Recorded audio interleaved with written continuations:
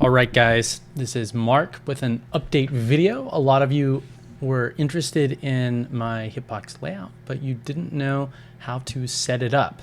So I found some good ways to add those extra directional inputs to your right hand in both Steam and Tekken. So I'll cover those now and some new inputs, tips, and tricks that I found to increase your effectiveness with the techniques that I covered in my previous video. So first, what you want to do is you want to start up Steam Big Picture mode that will allow you to edit your controller's input scheme.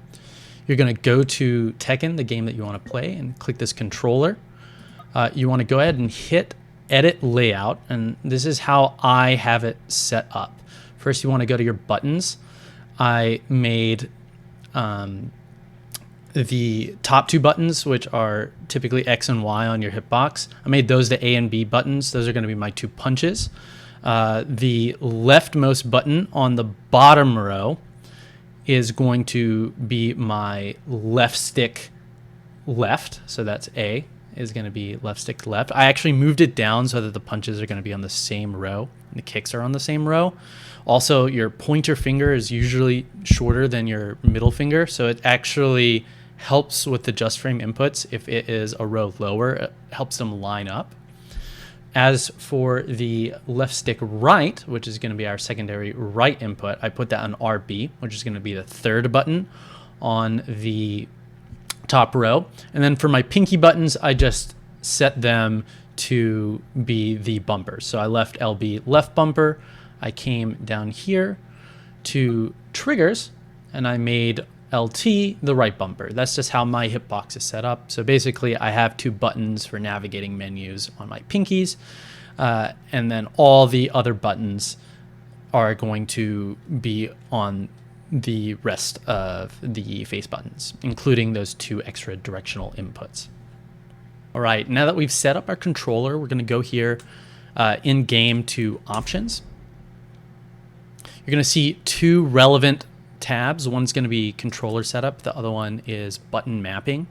If you followed the Steam setup and you have your controller set up the way you want, you can skip button mapping.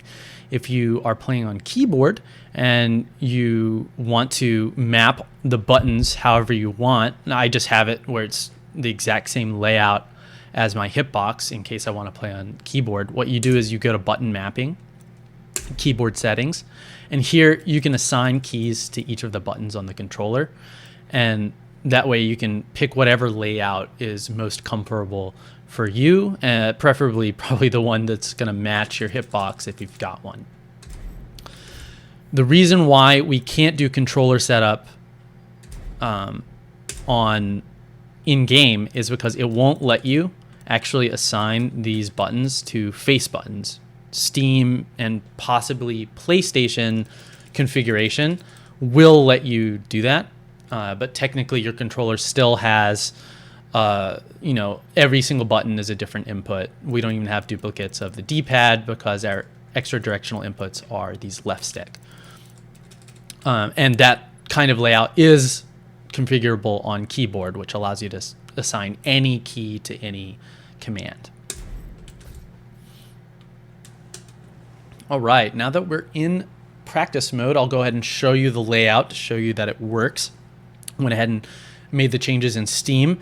We've got our left button here on this first button bottom row. We've got the right on the third button top row. I moved this one down. Again, that's so we can have the two punches on the same row.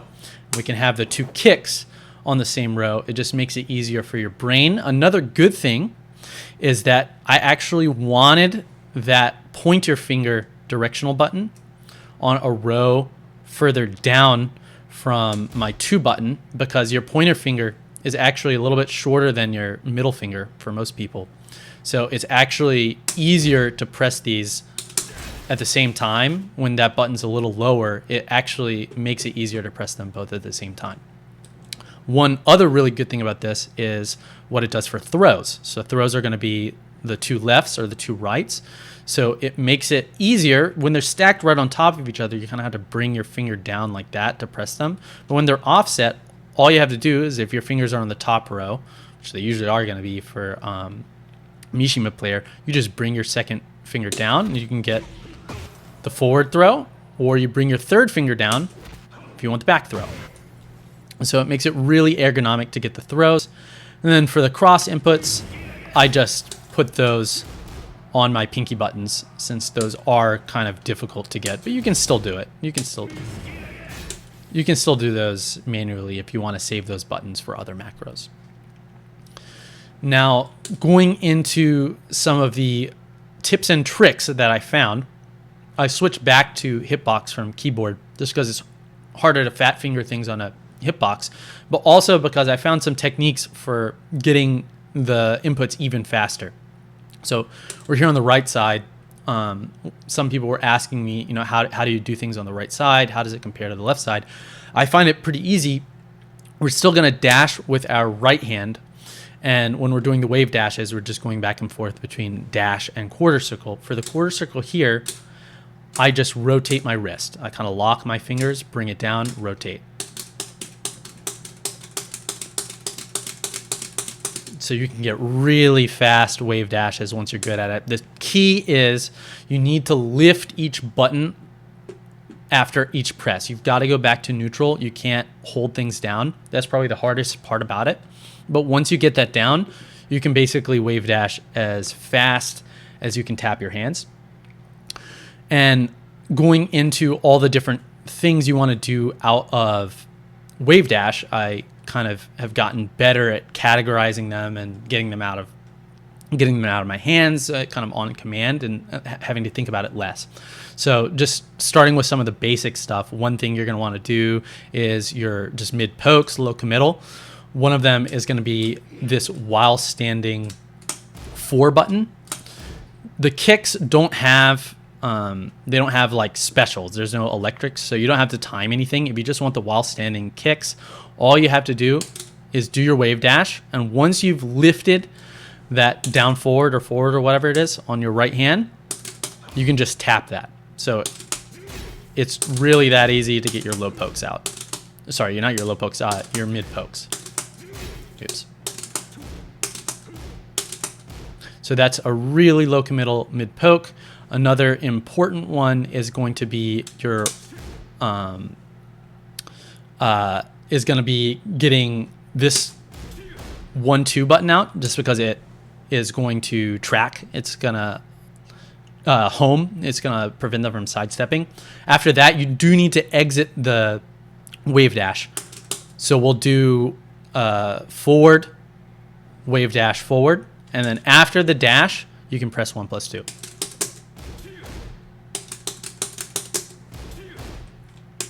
Same concept from that. If you want to go for the throws, you need to be standing. So you just wait until you've done your forward tap. And you can go for either throw. If you're better on one side or the other, your back throw is going to be your friend. Now, for the more advanced stuff, our low option is obviously going to be our hell sweep. Your hell sweep is just any time we've pressed this forward on our right hand, all you have to do is quarter circle and back. It makes it really easy to do hell sweeps from standing. You can just be point blank. You just tap right, you tap towards your opponent with your right hand, and you just go back and forth. So it's right, left, right. Basically the fastest hell sweep you can get, very comfortable. For your electrics, again, we have to be from standing. Just it makes it easier like that. And so what we're gonna do is, anytime we press forward, we're just gonna go down, plink to forward +2.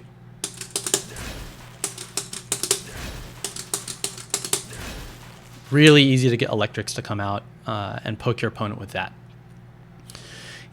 Once they've started ducking, because you've mixed in hell sweeps and you mix in electrics, then you can start going for the while standing 2s. I found an even easier input for while standing 2.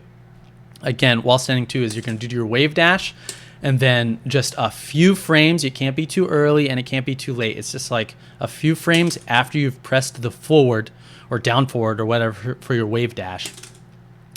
then you need to cancel with back, plink to 2. Well, it turns out we've got back here on our right hand. 2's right next to it. It works on the other side too. You'll just do it from the other direction. And what we're going to do is, for our wave dash, we're just rotating our hand like that. We're rotating our wrist. We're just going to do the exact same thing. Rotate your wrist on your right hand. And it takes a little bit of time to get the timing down. Once you've got it, it's very consistent. Oh.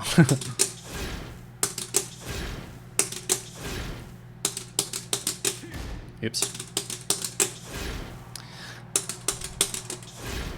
So it still takes some timing.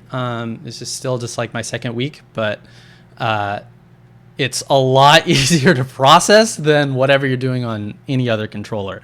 It's just, we're already going right hand left, right left, right left, right left, right left.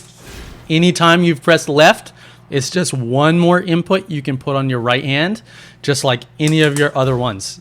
But instead of pressing one button, you're literally doing the exact same motion that you did on your left hand. You're just doing it on your right hand, kind of like in reverse. So it makes it really easy to get them out without using up too much of your brain power. You don't have to be like, oh, am I doing while standing 2? Let me prep it. It's just right, left, right, left, right, left while standing 2. So really easy inputs overall. This is like basically the perfect input perfect input scheme if you want to play the Mishimas. So I've showed you how to set it up on Steam. I've showed you how to set it up with your controller. Maybe PlayStation will let you do the same kind of mapping that I showed you on big picture mode. If not, they make adapters that will allow you to map your buttons. As for tournament legality, we are not duplicating directional inputs. We are setting buttons to left stick inputs. So technically, it follows the exact same kind of rules that a gamepad would control. The gamepads have directional inputs and left stick inputs, right stick inputs. We're just making those stick inputs buttons. So I think it should be legal, but it really is up to the tournament organizers. If they decide they don't like it, then it won't be legal. In terms of online play, the game gives you the option to do this on keyboard. It's totally fine. So have fun online and have fun learning Tekken with me. I'll see you next time. Bye.